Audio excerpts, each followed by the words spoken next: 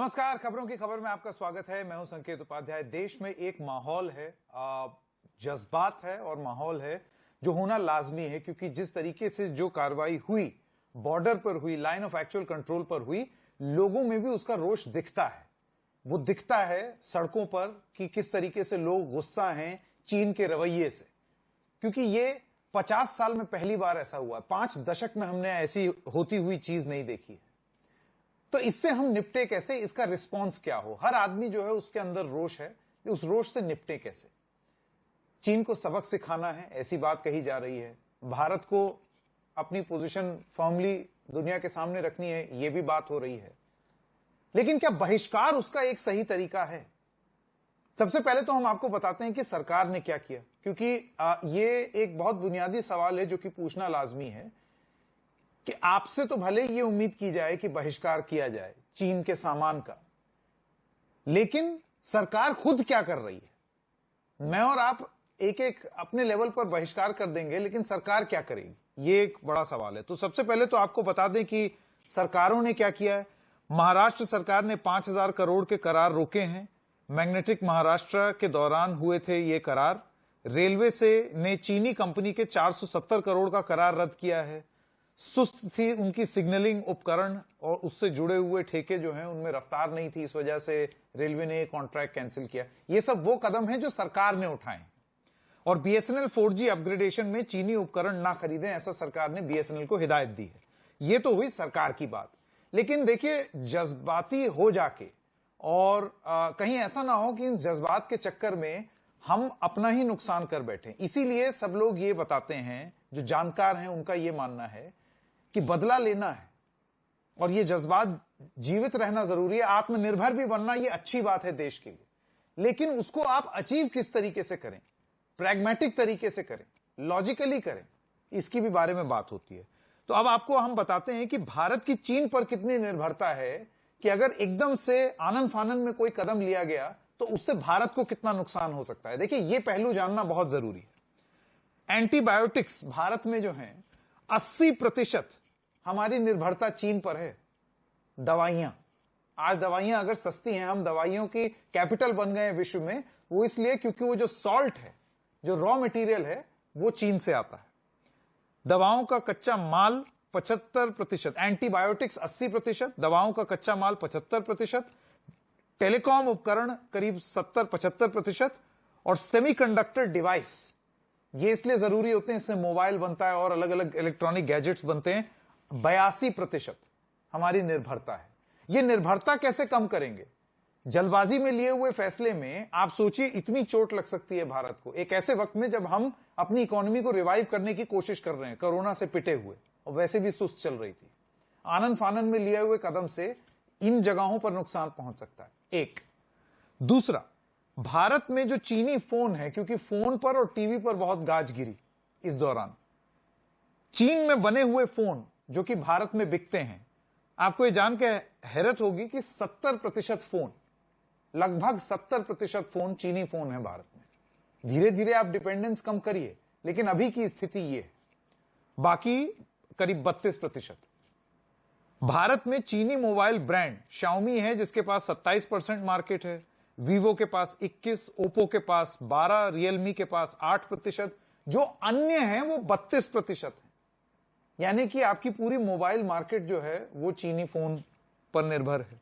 अब बात करते हैं स्टार्टअप इंडिया की। ये कुछ ऐसी चीजें हैं जो मैं इसलिए आपको बता रहा हूं कि इमोशनल होकर के, जज्बाती होकर के ये फैसले नहीं लिए जाते, स्ट्रेटेजिकली लिए जाते हैं, और ये बात समझनी हम सबको बहुत जरूरी है।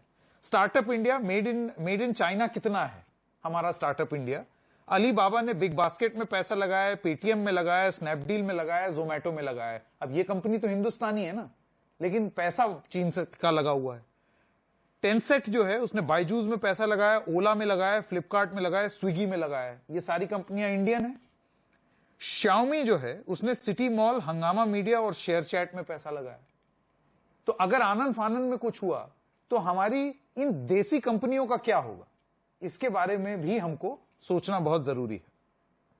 भारत में जो चीन का निवेश है, और यह बड़ा एक बहुत ही इंपॉर्टेंट स्टेटिस्टिक है जो कि आप जान लें, 2014 तक $1.6 बिलियन, यह था भारत और चीन का इकोनॉमिक रिश्ता। 2017 में 2014 में 1.6 बिलियन था डॉलर और 2017 में 8 बिलियन डॉलर हो गया और ये और ज्यादा बढ़ गया है, कम नहीं हुआ है ये। तो हमने ये रिश्ते 2014 से चीन से बढ़ाए हैं, एकदम से आप कैसे कम करेंगे?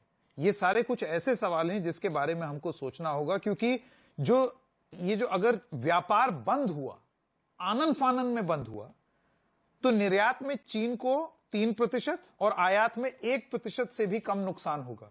लेकिन भारत को निर्यात में 5% और आयात में 14% का नुकसान हो सकता है।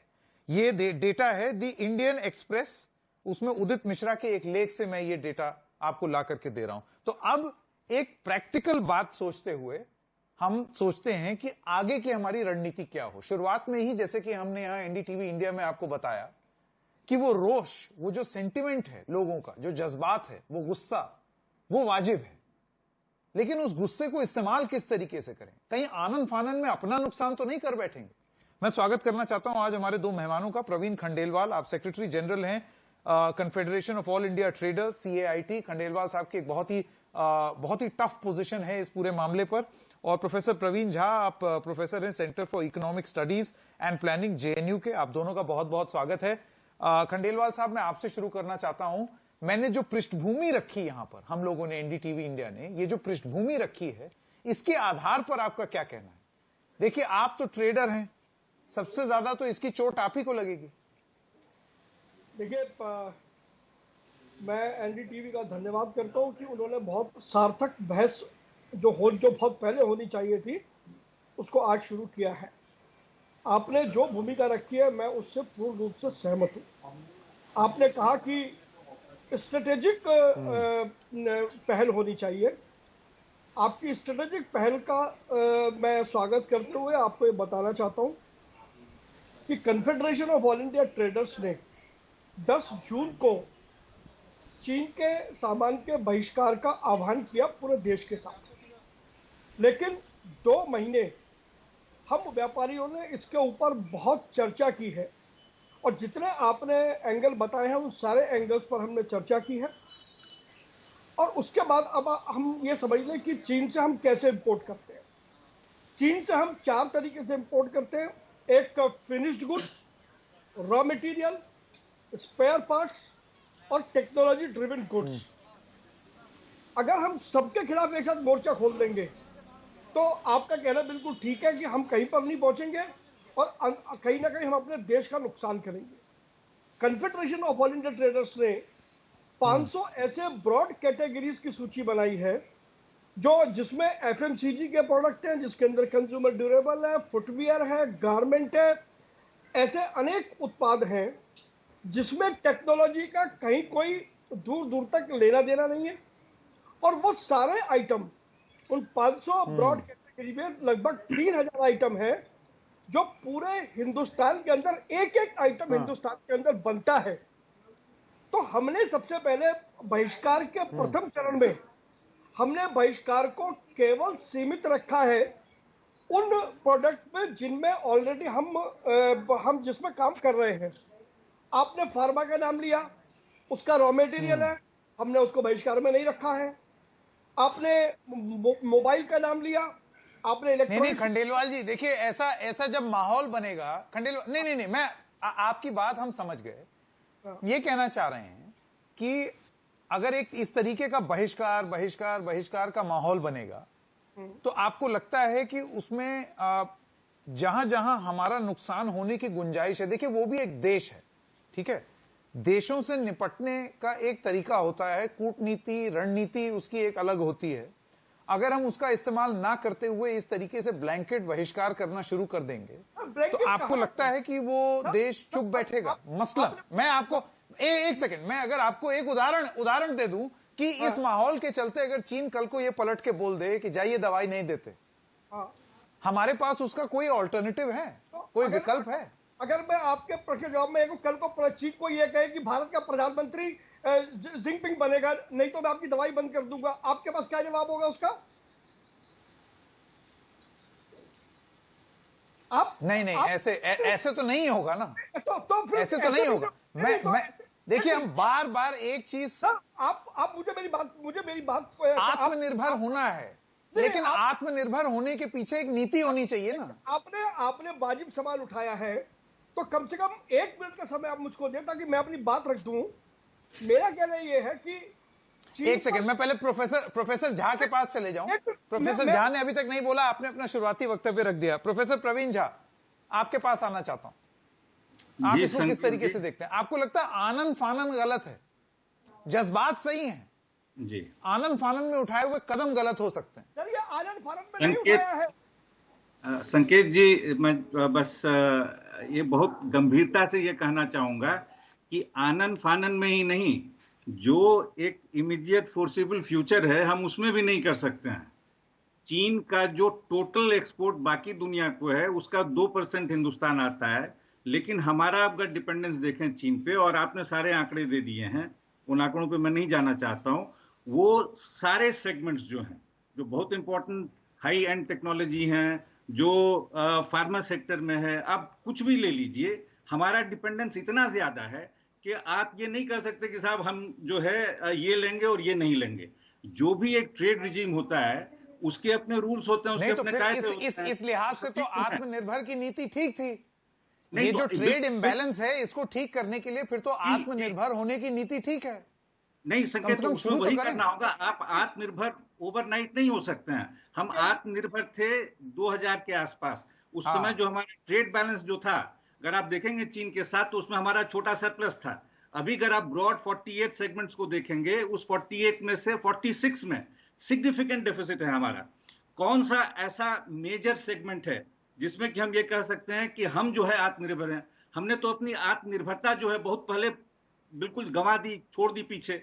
अब ऐसी स्थिति में अचानक अगर हम ताली बजाने लगे कि साहब हम कल जो है क्या ओवरनाइट हम आत्मनिर्भर हो जाएंगे, ऐसे नहीं होता है। खंडेलवाल जी, आप बहुत बढ़िया से इस बात को समझते होंगे कि आप ये नहीं कह सकते हैं ठीक है हम जो है आपसे जूता नहीं लेंगे लेकिन हम आपको आपसे दवाई ले लेंगे। वो क्यों देंगे आपको दवाई? तो फिर समझने वाली बात है। सर प्रोफेसर साहब, मैं आपकी विद्वता का सम्मान करता हूं। इसका मतलब तो यह हो गया कि चाइना जिस तरीके से चाहेगा वो हिंदुस्तान को चलाएगा, क्योंकि हम चाइना के ऊपर निर्भर हैं। ऐसा कभी नहीं होता। बिल्कुल नहीं, बिल्कुल नहीं, बिल्कुल नहीं, बिल्कुल नहीं, बिल्कुल नहीं। आत्मनिर्भर होने का पहला कदम है कि आप उस तरफ बढ़ें, धीरे धीरे बढ़ें। मेरा ये कहना है कि एक बवालिया तरीके से ना बढ़ें। प्रवीण जी, ऐसे आप नहीं कर सकते हैं। जो आप कह रहे हैं वो नहीं कर सकते हैं कि हम ये लेंगे और ये नहीं लेंगे, वो नहीं हो सकता। संकेत जी, मैं 2 बातें रखना चाहता हूं। पहली बात तो ये कि जिन आइटम के बहिष्कार की बात जल्दी से, समय खत्म हो रहा, वो सारे आइटम हिंदुस्तान के अंदर अवेलेबल है, नंबर 1। नंबर 2, आप चीन की डिपेंडेंसी की इतनी बात कर रहे हैं। कल अगर हिंदुस्तान का कस्टमर चीन का उत्पाद देने से मना कर दे तो आप चीन को क्या कहेंगे? आप कहेंगे कि हमारा नहीं मानता और हमें दवाई दे दो। आखिर हम चीन प्रवीण जी, कब तक प्रवीण जी आपकी बात समझ गए, लेकिन जिस तरीके से 2014 में भारत में चीनी निवेश $1.6 बिलियन था और 2017 तक $8 बिलियन हो गया और अब संभवतः और ज्यादा हो गया होगा। इस चीज को होते होते भी कई साल लगे हैं। तो हमको आत्मनिर्भर होने में और चीन पर अपनी निर्भरता खत्म करने में भी कुछ समय लगेगा। वो जज्बात अपने अंदर जिंदा रखें, लेकिन आनन फानन में कदम ना उठाएं, ना सरकारें उठाएं, ना लोग उठाने की कोशिश करें, क्योंकि उससे ऐसे वक्त में बहुत नुकसान मिल सकता है और हो सकता है हमारी इकोनॉमी को। और इसीलिए इस पर एक इंटेलिजेंट बहस बहुत जरूरी है। गली कूचे में चाइनीज टीवी तोड़ देने से कुछ नहीं होगा या फोन फेंक देने से कुछ नहीं होगा। मैं एक छोटे से ब्रेक के लिए रुक रहा हूं। ब्रेक के बाद जब आएंगे, आप दोनों का बहुत बहुत स्वागत, बहुत बहुत धन्यवाद, प्रवीण खंडेलवाल और प्रोफेसर प्रवीण झा।